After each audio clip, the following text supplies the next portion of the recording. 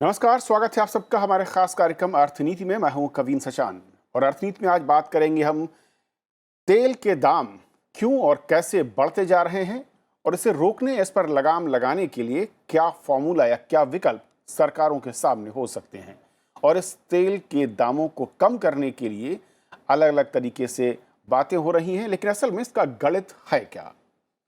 एक तरफ अंतर्राष्ट्रीय बाजार में जब कच्चे तेल की कीमतें बढ़ती हैं तो उसके चलते सीधे सीधे पेट्रोल और डीजल की खुदरा कीमतें भी बढ़ती हैं। आम जनता की मांग होती है कि ईंधन की बढ़ती कीमतों को कम किया जाए या उस पर कंट्रोल किया जाए। हाल ही में वित्त मंत्री निर्मला सीतारमण ने बढ़ती कीमतों पर लगाम लगाने के लिए केंद्र और राज्य सरकारों को मिलकर प्रयास करने की बात कही है। There is a revenue consideration both for the center and the states, and that is why I strongly believe it's no longer competitive. If the end consumer should pay less and the burden should be less on them, and I agree there on that point, and I consider it also from the point of view of the PET point of, more the fuel cost, more the inflation. You have many arguments. But it's no longer competitive for anyone to say, hey, center, you reduce first, then the states will come on board. They may or may not. If eventually we want the consumers not to be bearing on so much of a burden on this score, it is both the center and the states which will have to talk. और ऐसा नहीं कि सिर्फ वित्त मंत्री ने ये कहा हो कि राज्य और केंद्र ये सबको मिलकर प्रयास करने चाहिए। भारतीय रिजर्व बैंक के गवर्नर शक्तिकांत दास ने भी सरकार को कीमतों में आ रही बढ़ोतरी या वृद्धि पर रोक लगाने की सलाह दी है। दरअसल पेट्रोल और डीजल की कीमतों का असर केवल मोटर वाहन या कार चलाने वालों पर नहीं पड़ता है, इसका सीधा असर इन्फ्लेशन पर होता है, यानी कि महंगाई पर होता है। और महंगाई बढ़ने की आशंका बढ़ जाती है जैसे जैसे पेट्रोल और डीजल के दाम बढ़ते हैं। पेट्रोलियम पदार्थों की कीमत ज़्यादा होने का एक बड़ा कारण है इस पर लगने वाले टैक्स और साथ ही सेस। अगर एक एग्जाम्पल के जरिए हम देखें ग्राफिक में कि 1 लीटर पेट्रोल पर क्या टैक्स सिस्टम इस वक्त है। केंद्र सरकार ₹1.40 की बेसिक एक्साइज ड्यूटी लगाती है, ₹11 की स्पेशल एडिशनल एक्साइज ड्यूटी होती है, ₹2.50 की एग्रीकल्चर सेस और ₹18 की एडिशनल एक्साइज ड्यूटी या रोड एंड इंफ्रास्ट्रक्चर सेस इस पर लगता है। यानी 1 लीटर पेट्रोल केंद्र सरकार को इस पर करीब ₹32.90 के टैक्स यहां पर केंद्र सरकार की ओर से होते हैं। कुछ इसी तरह प्रति लीटर डीजल पर भी केंद्र सरकार basic excise duty, special additional excise duty, agriculture cess और रोड इंफ्रास्ट्रक्चर सेस चार्ज करती है, जो करीब ₹31.80 होता है। ये ₹1 पेट्रोल या डीजल पर है। और इसके बाद इसी पेट्रोल पर राज्य और केंद्र शासित प्रदेशों की सरकारें अलग से टैक्स लगाती हैं, जिनमें सेल टैक्स, वैट और दूसरे सेस शामिल होते हैं। उदाहरण के तौर पर अंडमान निकोबार में पेट्रोल पर सबसे कम 6% सेल टैक्स लगाया जाता है, तो मणिपुर में पेट्रोल पर सबसे ज्यादा करीब 36.5% वैट लगाया जाता है। वहीं महाराष्ट्र में 2 टैक्स स्लैब हैं, मुंबई, ठाणे और नवी मुंबई में 1 लीटर पेट्रोल पर 26% वैट और ₹10.12 प्रति लीटर का अतिरिक्त टैक्स लगाया जाता है, जबकि प्रदेश के ही दूसरे हिस्सों में 25% वैट और के साथ ₹10.12 प्रति लीटर का अतिरिक्त टैक्स लगता है। अब ग्राहकों को मिलने वाली कीमत में डीलर का कमीशन भी शामिल होता है और इसी वजह से केंद्र और राज्य सरकारों के लिए पेट्रोलियम पदार्थों की सबसे बड़ी अहमियत है इससे होने वाला राजस्व, यानी टैक्स के जरिए सरकारों की आमदनी। जैसे साल 2015-16 में केंद्र को पेट्रोलियम पदार्थों से 2,54,000 करोड़ रुपए का से ज्यादा का राजस्व हासिल हुआ था, जो 2019-20 में 3,34,000 करोड़ से ज्यादा का हो गया। उसी तरीके से राज्यों को होने वाला राजस्व भी 1,60,000 करोड़ रुपए से बढ़कर 2019-20 में 2,21,000 करोड़ रुपए से ज्यादा पहुंच गया। 2020-21 के पहले 9 महीनों की बात करें तो इस दौरान केंद्र सरकार को 2,76,000 और राज्य सरकारों को 1,45,000 करोड़ का राजस्व पेट्रोल, तेल जिसे कहा जाता है, इसके टैक्स के जरिए हासिल हुआ। आरबीआई गवर्नर, वित्त मंत्री और राज्यों के मुख्यमंत्रियों सभी ने पेट्रोल डीजल की कीमतों में कमी की बात कही है, कम करने की बात मांग कर रहे हैं। एक तरीके से अगर वो आज कुछ करों में कटौती करते हैं तो पेट्रोलियम पदार्थों की कीमतों में कमी मुमकिन है। और लेकिन तब भी भविष्य में इसके लिए पेट्रोलियम पदार्थों पर ड्यूटी और सेस लगाने का रास्ता खुला रहता है। ऐसे में पेट्रोलियम पदार्थों को जीएसटी के तहत लाने की चर्चा भी हो रही है। और जैसा कि आपको पता है कि जीएसटी के तहत सबसे ऊपरी टैक्स स्लैब 28% का होता है। तो क्या केंद्र और राज्य सरकारें पेट्रोलियम पदार्थों को जीएसटी के दायरे में रखकर अपने राजस्व की राशि से समझौता करने को तैयार होंगी, या वाकई उनकी आर्थिक हालत ऐसी है कि वो इस कदम के साथ आगे बढ़ सकती हैं? तो आज चर्चा इन्हीं बड़े मुद्दों पर कि असल में पेट्रोलियम पदार्थों पर टैक्स सिस्टम किस तरीके से ग्राहकों पर या उपभोक्ताओं पर एक बड़ा बोझ बनता जा रहा है और सरकारों के लिए आमदनी का एक बड़ा सोर्स है। अब सवाल यह है कि इस बोझ को कम करने के साथ सरकारों के पास विकल्प क्या हैं? हमारे साथ इस चर्चा में शामिल हो रहे हैं दो खास मेहमान। हमारे साथ श्रीकांत बल्दी साहब हैं, former chief secretary Himachal Pradesh. Sir, बहुत बहुत स्वागत आपका। हमारे साथ दूसरे खास मेहमान सुशील चंद्र त्रिपाठी सर हैं, former secretary ministry of petroleum and natural gas, government of India. आपका स्वागत है सर। शुरुआत में सुशील सर आपसे करना चाहूँगा, क्योंकि ये फार्मूला बहुत पुराना है जो टैक्सेशन का है, हालांकि धीरे धीरे इसके नंबर्स और इसका वजन बढ़ता रहा है। क्या वाकई ये कहना सही है कि चाहे केंद्र हो या राज्य हो, ऑयल प्रोडक्ट पर टैक्स की हिस्सेदारी उन्हें मजबूर करती है कि वो इससे खुद को अलग न कर पाए? जी हाँ, ये बिल्कुल सही है। देखिए, मैं केंद्र में जरूर पेट्रोलियम सेक्रेटरी रहा हूँ, लेकिन राज्य और केंद्र में मिला करके 10-11 साल वित्त विभाग में भी काम कर चुका हूँ। और मैं जानता हूँ कि दोनों ही के वित्त विभाग ये इसको बहुत ही उपयुक्त सामग्री पाते हैं टैक्स के लिए 3 कारणों से। नंबर 1, इसमें कोई कलेक्शन चार्ज नहीं है, कलेक्शन में कोई खर्चा नहीं होता है।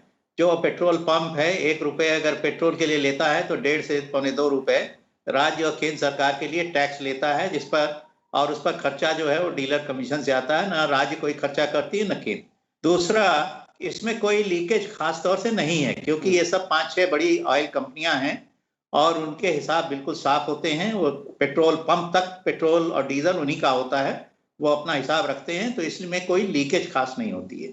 और तीसरी बात कि डेवलपिंग इकोनॉमी में, जो हमारा विकासशील देश में मॉडर्न लाइफ जो है वो बहुत ज्यादा निर्भर है पेट्रोल और डीजल के खपत पर, तो उसमें ये खपत बढ़ती रहती है। अगर दाम थोड़ा बढ़ता भी है तो खपत में कोई कमी नहीं आती है, जब तक कि बहुत ज्यादा दाम ना बढ़ जाए। तो इन 3 कारणों से जो वित्त विभाग है, चाहे केंद्र के हो राज्य के हो, वो इसे बहुत उपयुक्त मानते हैं और ये सबसे अच्छा और आसान टैक्स है उनके लिए। और जो आपने आंकड़े दिए, अब अगर एक नॉर्मल ईयर लिया जाए तो और ज्यादा आएगा, करीब 4-4.5 लाख करोड़ केंद्र के ऊपर और 2.5-3 लाख करोड़ राज्य के ऊपर आएगा। जब तक कि वो कोई अन्य स्रोत ना डेवलप कर लें, वो बहुत ज्यादा इस पर निर्भर होते चले जा रहे हैं और इस पर टैक्स बढ़ाते जा रहे हैं। ये स्थिति तो सही है। सुशील सर, एक और चीज कही जाती है कि असल में पेट्रोलियम पदार्थ जितना महंगा होगा, सरकार का टैक्स का हिस्सा उतना ही बढ़ जाता है। ये जो फॉर्मूला है कि क्या हम जो क्वांटिटी है टैक्सेशन उसकी बजाय जो उसकी प्राइसिंग है उस पर है? हाँ, इसका भी मैं जवाब देता हूँ। देखिए, केंद्र भी पहले इस पर एड वैलोरम लगाता था, अब केंद्र ने फिक्स्ड लगा दिया है। आपने जैसे स्वयं दिखाया कि प्रति लीटर उनकी basic excise duty, additional excise duty, road cess और फिर अब ये एग्रीकल्चर एंड इंफ्रास्ट्रक्चर सेस है। तो वो तो केंद्र का तो अब फिक्स्ड है। और ये जरूर सही है कि केंद्र ने जब कोरोना प्रारंभ हुआ मार्च और मई में 2 बार पिछले साल, तो टैक्स बढ़ा दिए, क्योंकि उस समय क्रूड ऑयल की कीमतें एकदम से घट गई थी, विश्व में मंदी आ रही थी, तो खपत कम हो रही थी। तो क्रूड ऑयल की कीमतें जो अभी $60 प्रति बैरल से ऊपर चली गई हैं, वो उस समय $20 प्रति बैरल हो गई थी और $20 से $30 में 2-3 महीने तक रही।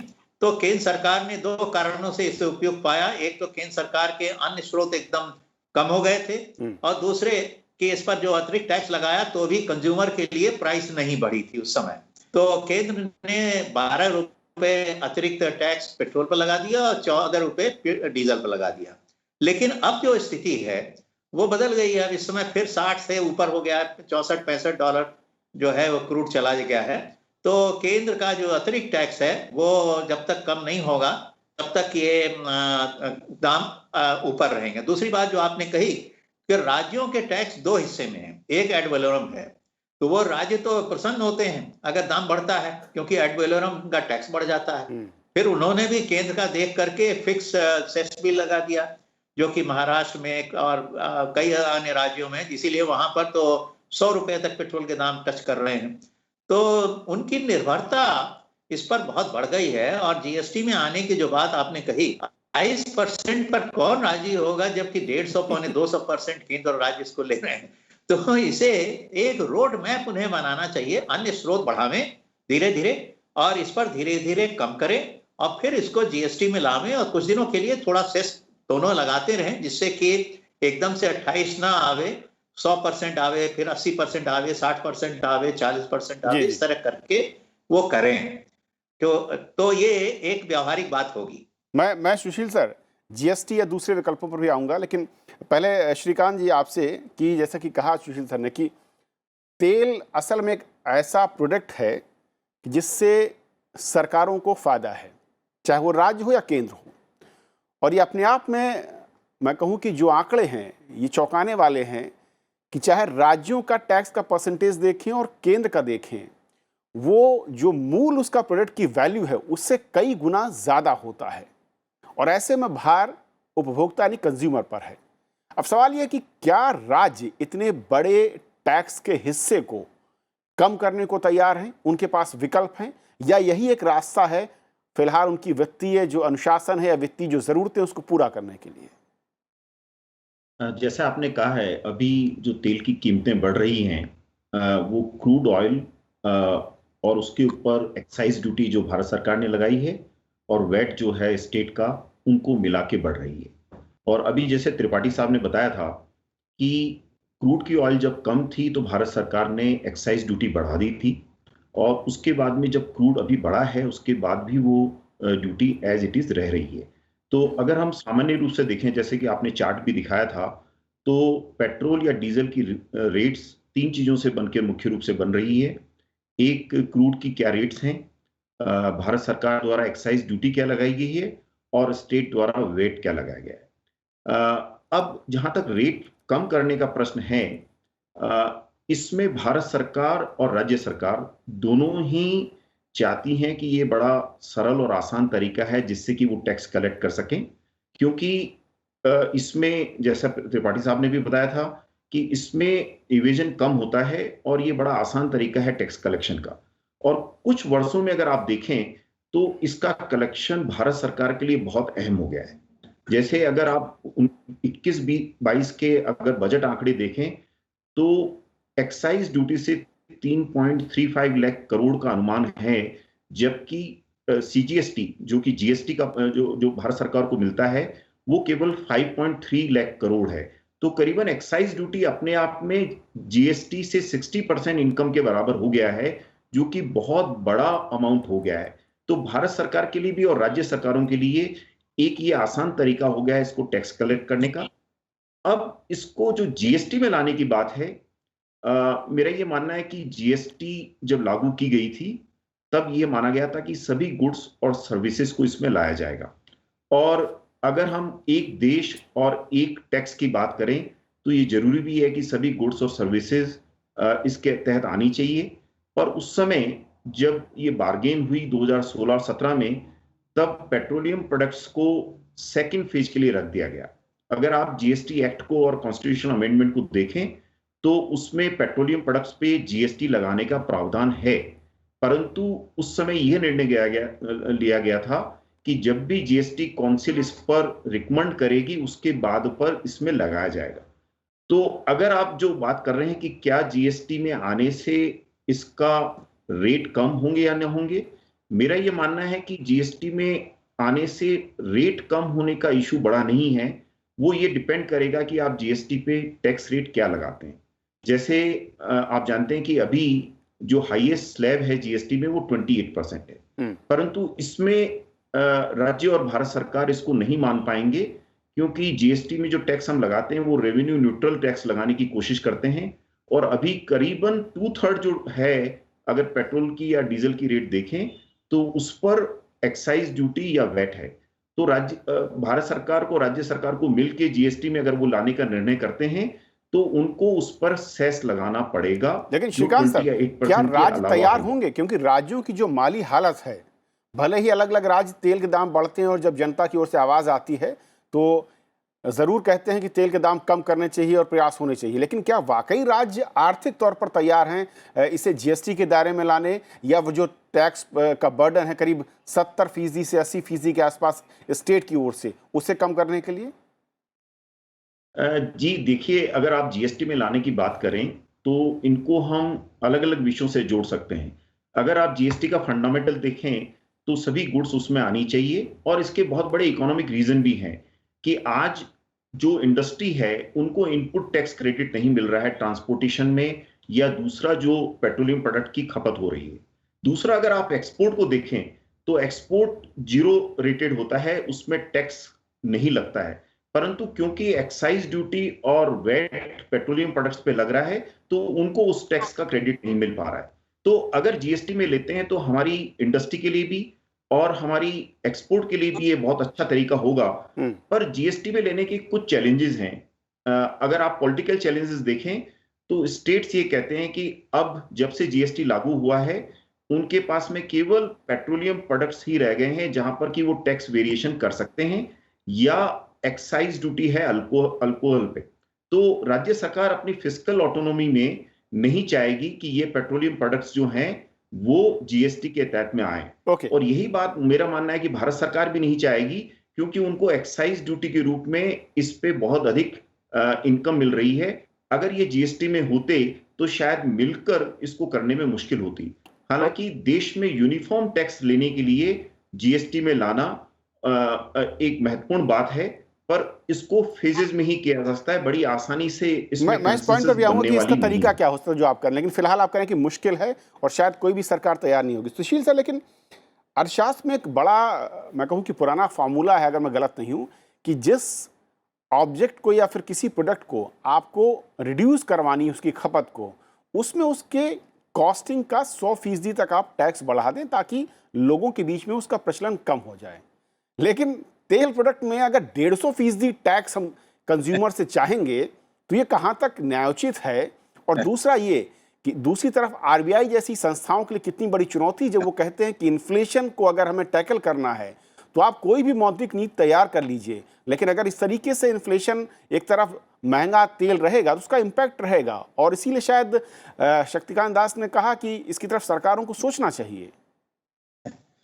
नहीं, शक्तिकांत दास ठीक कह रहे हैं, क्योंकि इन्फ्लेशन तो बढ़ेगा और डीजल का ज्यादा असर पड़ता है, क्योंकि पब्लिक ट्रांसपोर्ट उस पर निर्भर होता है और एग्रीकल्चर ऑपरेशंस भी बहुत कुछ उस पर निर्भर रहते हैं। साथ ही कैप्टिव जनरेशन जो होता है वो भी पावर का, वो भी उस पर निर्भर होता है। तो और पेट्रोल भी देखिए, मध्यम वर्ग सारा करीब 7 करोड़ टू व्हीलर चलते हैं, 2 करोड़ टू व्हीलर हर साल भारत बनाता है, तो सारे मध्यम वर्ग भी उस पर निर्भर होते हैं। तो इन्फ्लेशन तो इससे बढ़ेगा, इसीलिए शक्तिकांत दास ने गवर्नमेंट का ध्यान आकर्षित किया है, जो ठीक बात है। लेकिन जैसा मैंने कहा कि हमारी मॉडर्न लाइफ इतनी ज्यादा इस पर निर्भर है कि ये बहुत हद तक प्राइस इनएलास्टिक है, यानी दाम बढ़ने के बाद भी इसकी खपत उतनी कम नहीं होती है, बल्कि और जो चीजें जो बचत होती है या और चीजों पर जो लोग अपना खर्च करते हैं वो कम होने लगती है और इन्फ्लेशन बढ़ता है। तो एक सीमा तक तो है, उसके बाद जरूर असर होगा। इसमें 2 और बातें आ जाती हैं। 1-2 लॉबीज और हैं जो कि हाई टैक्सेशन चाहती हैं। एक लॉबी है जो क्लाइमेट चेंज और पोल्यूशन की लॉबी है, वो कहती है कि ये फॉसिल फ्यूल का प्रयोग जो है कम होना चाहिए। तो देखिए, यूरोप में तो इसलिए टैक्सेशन लगता है, लेकिन डेवलपिंग कंट्रीज में इतना टैक्स नहीं लगता है, क्योंकि वहां अभी खपत कम है और वहां अभी लाइफ इतनी उच्च स्तर पर नहीं पहुंची है। लेकिन जो यूरोप है वहां पर हाई टैक्सेशन हो गया है कि क्लाइमेट चेंज में फॉसिल फ्यूल के कंजम्पशन से पोल्यूशन बढ़ता है। दूसरी जो लॉबी है वो ये है कि देखिए 80 से 85% क्रूड ऑयल हम इंपोर्ट करते हैं, तो ऐसी चीज जो हम इंपोर्ट करते हैं उस पर टैक्स तो होना चाहिए और ज्यादा होना चाहिए। ये भी 2 लॉबी चलती हैं, लेकिन सबसे जो महत्वपूर्ण बात है वो यही है कि राज्य और केंद्र के पास जब तक अन्य स्रोत और नहीं बढ़ेंगे, और इस समय तो वो इसको शायद अच्छी तरह से देख भी नहीं पाए, क्योंकि उनकी आर्थिक स्थिति और वित्तीय स्थिति ऐसी है कि उसमें जो स्रोत उनके पास ये मिल गया है तो इसको बिल्कुल छोड़ने को राजी और क्या नहीं। सुशील सर, जो आप कह रहे थे कि जब भी दाम बढ़ते हैं तो कहीं कोरिलेशन नहीं कि दाम बढ़ने के साथ, या कोई ऐसे आंकड़े नहीं है कि दाम बढ़ने के बाद खपत कम हो रही हो, डिमांड कम हो गई हो? और शायद एक ये बड़ी वजह है कि चाहे वो राज्य हो या केंद्र सरकारें हों, उनको लगता है कि जब डिमांड लगातार मेंटेन है और या फिर बढ़ ही रही है तो फिर दाम कम करने का कोई औचित्य नहीं बनता। नहीं, थोड़ी थोड़ी तो होती है, लेकिन फिर भी जो टोटल है खपत मल्टीप्लाइड बाय जो टैक्स, वो फिर भी थोड़ा बढ़ता है। तो करीब करीब उस स्तर तक हम पहुंच गए हैं। शायद इससे और ज्यादा होगा तो अब खपत में जरूर कमी होगी, क्योंकि काफी वाइड स्केल जो जनसाधारण है वो और बाकी लोग भी, अन्य लोग भी, सामान्य लोग भी काफी इसमें उद्वेलित हैं और इसकी चर्चा काफी हो गई है। और जो आजकल तो मीडिया इतना प्रभावी है कि जैसे आपने दिखाया, ऐसे बहुत दिनों से चैनल पर चल रहा है कि 32 रुपए, 30 रुपए, 32 रुपए का पेट्रोल 90 रुपए, 100 रुपए में बिक रहा है। तो ये चीजें, और राजनीतिक दल भी इसको काफी उठा रहे हैं। पहले जो आज सरकार है, जब वो पहले ऑपोजिशन में थी तो उन्होंने भी उठाया था। तो ये सब बातें काफी हो रही हैं और इसमें मुझे लगता है कि कम से कम जो हिस्सा कोरोना के काल में जो अतिरिक्त कर लगाया गया था, अगर वो केंद्र सरकार कम कर दे तो राज्यों के ऊपर भी दबाव पड़ेगा कि थोड़ा वो भी इसको मॉडरेट करें। ओके, अब मैं आता हूं सर विकल्पों पर। श्रीकांत जी, अगर विकल्प के तौर पर देखें, चाहे वो जीएसटी का विकल्प हो, जहां पर आप कह रहे हैं कि एक एक्स्ट्रा, एक अलग स्लैब पेट्रोलियम पदार्थों के लिए हम तैयार करें और धीरे धीरे उसको हायर लेवल से नीचे लेवल के लेवल पर लाएं, इसके अलावा और क्या विकल्प? क्या राज्य या केंद्र अपने अपने टैक्सेस को कम करके या सेस जो है उसको कम करने की तरफ बढ़ सकते हैं, या फिर कुछ और विकल्प हो सकते हैं? देखिए, शॉर्ट टर्म में जो विकल्प है वो है कि अगर भारत सरकार एक्साइज ड्यूटी कम करती है तो ऑटोमेटिकली जो वैट है वो एड वैलोरम कम हो जाता है। पर लॉन्ग टर्म में मेरा ये मानना है कि ये जीएसटी के दायरे में आने के इसके बहुत एडवांटेजेस हैं।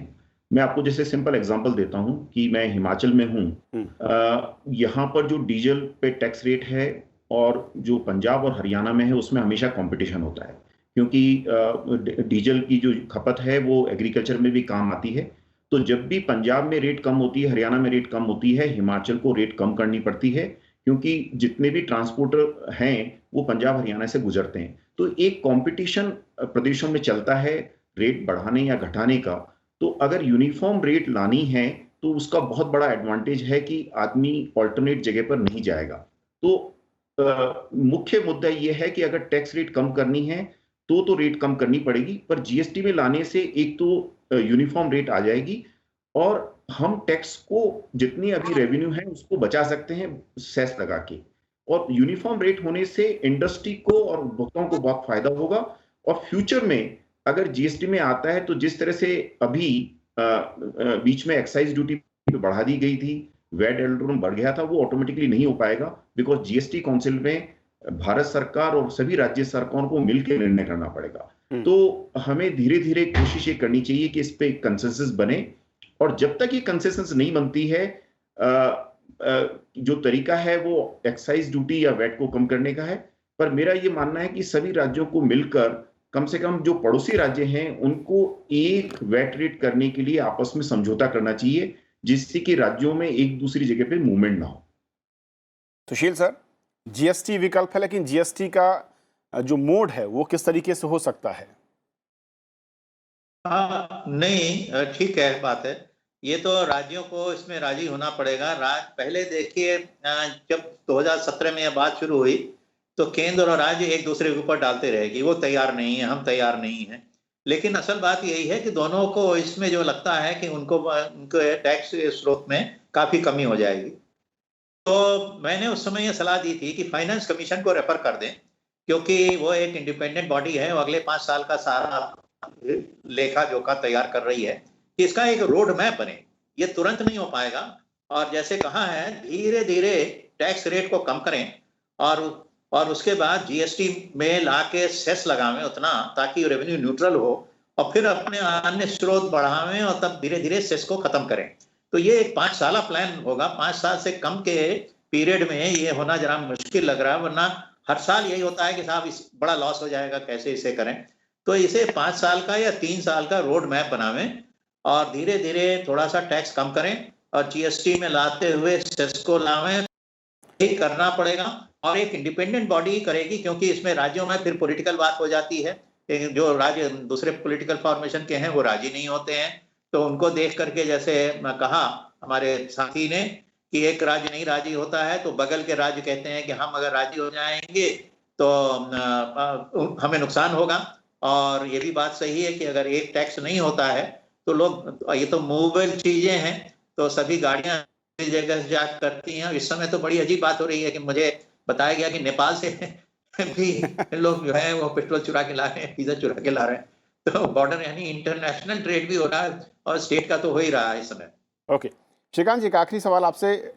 अगर हम जीएसटी की तरफ बढ़ते हैं और जैसे कि कहा जो सुझाव कि एक्स्ट्रा सेस के साथ शुरुआत करते हैं, लेकिन जब भी नीचे हम उसको लाने की कोशिश करेंगे इस लेवल से, कहीं ना कहीं जो गैप है जो मौजूदा इस वक्त टैक्स के जरिए आमदनी, चाहे वो केंद्र की हो या फिर राज्य की हो ऑयल प्रोडक्ट से, वो क्या भरपाई हो पाएगी किसी दूसरे विकल्प के तौर पर कुछ है राज्यों के पास, या फिर वो एक बड़ा संकट है और वही एक सबसे बड़ी चुनौती है? जी, अगर मैं कहना चाहूंगा तो आप अगर अभी देखें जीएसटी में, तो रेवेन्यू न्यूट्रलिटी के हिसाब से मोटर व्हीकल्स पे भी और कोल पे एक्स्ट्रा सेस लगाया गया है। तो यही बात पेट्रोलियम प्रोडक्ट में की जा सकती है कि एक्स्ट्रा सेस लगाकर राज्य और भारत सरकार का जो रेवेन्यू है उसको प्रोटेक्ट किया जा सकता है।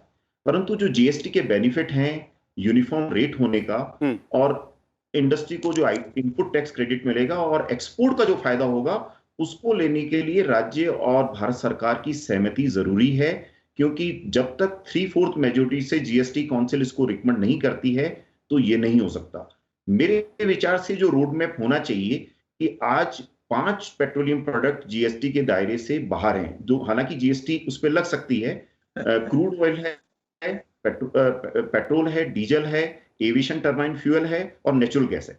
नेचुरल गैस और क्रूड ऑयल पे शायद सहमति तुरंत बन सकती है, उनको जीएसटी में लाने की दायरे की तरफ कोशिश की जानी चाहिए, और सेकंड फेज में जो बाकी 3 हैं उस पर चर्चा करके उसको लाने की कोशिश की जानी चाहिए।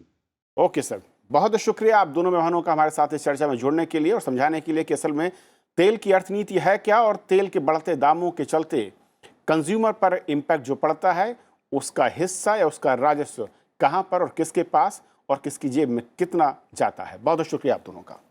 तो अर्थनीति में आज फिलहाल इतना ही। नमस्कार।